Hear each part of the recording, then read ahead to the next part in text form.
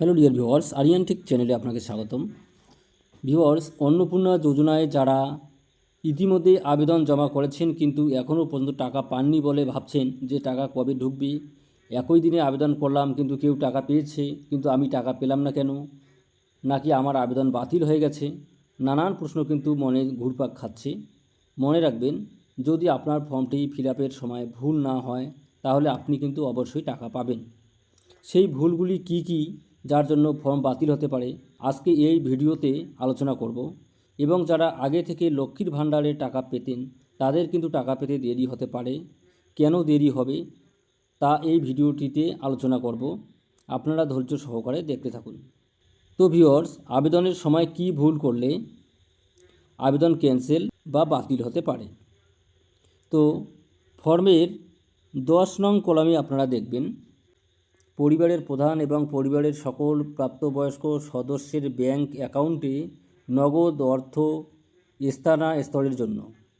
তো এখানে আপনাদের পরিবারের কোনো সদস্য যদি মান্থলি 1 লক্ষ টাকা লেনদেন করে থাকেন অ্যাকাউন্টে, সেক্ষেত্রে কিন্তু আপনার সমস্যা হতে পারে।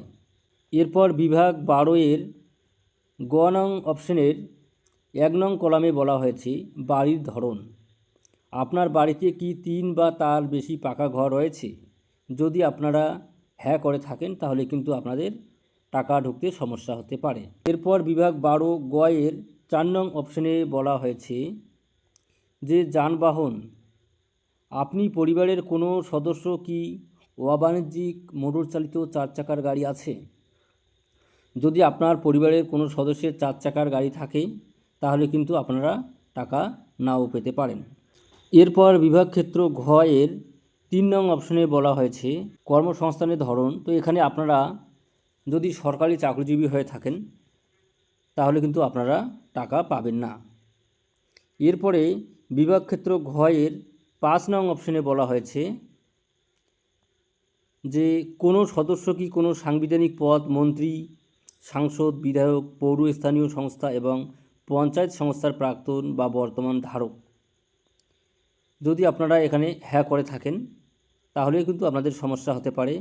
এরপর বিভাগ ক্ষেত্র ঘ-এর 6 নং কলামে বলা হয়েছে কোনো সদস্য কি সরকারি পেনশনভোগী। এক্ষেত্রেও যদি আপনারা হ্যাঁ করেন, যদি আপনাদের পরিবারে কোনো সদস্য পেনশনভোগী থাকে সেক্ষেত্রে কিন্তু সমস্যা হতে পারে।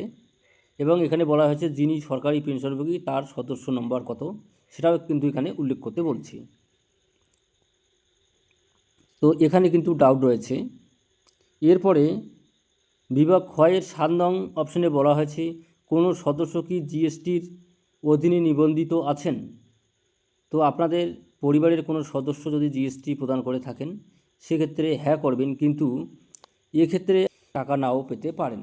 এরপর বিভাগ ক্ষেত্র চ-এর 1 নং কলামে বলা হয়েছে বিদ্যালয়ে অধ্যয়নরত পরিবারের সকল শিশুর বিবরণ। তো আপনাদের পরিবারের যে সকল শিশু রয়েছে সেই শিশুগুলি কোন স্কুলে পড়াশোনা করে, সরকারি, বেসরকারি, নাকি কোনো মাদ্রাসা, না অন্যান্য মাদ্রাসা, ওপেন স্কুল, হোম স্কুল ইত্যাদি হতে পারে। তো এই জায়গায় কিন্তু কনফিউশন রয়েছে। যদি আপনাদের বাচ্চা সরকারি স্কুলে পড়াশোনা করে তো অবশ্যই সরকারি স্কুলেই করবেন। এবং যারা লক্ষ্মীর ভাণ্ডার পেতেন এবার অন্নপূর্ণা ফর্ম ফিল আপ করেছেন তাদের ক্ষেত্রে টাকা পেতে দেরি হবে, কারণ আপনাদের লক্ষ্মীর ভাণ্ডার পোর্টালে যে ডেটা পূর্বে আপলোড করা হয়েছে এবং বর্তমান যে ডকুমেন্ট দিচ্ছেন এর জন্য ডেটা ম্যাচ নাও হতে পারে। এর জন্য আপনাদের টাকা পেতে দেরি হবে। যেমন অনেকেই আধার কার্ডে নিজের নাম, বয়স বা গার্জিয়ানের নাম সংশোধন করেছেন, তাদের ডেটা পাকাপোক্তভাবে ভেরিফাই করে তবেই টাকা দেবে সরকার। তবে চিন্তা নয়, টাকা অবশ্যই পাবেন, একটু দেরি হলেও টাকা পাবেন।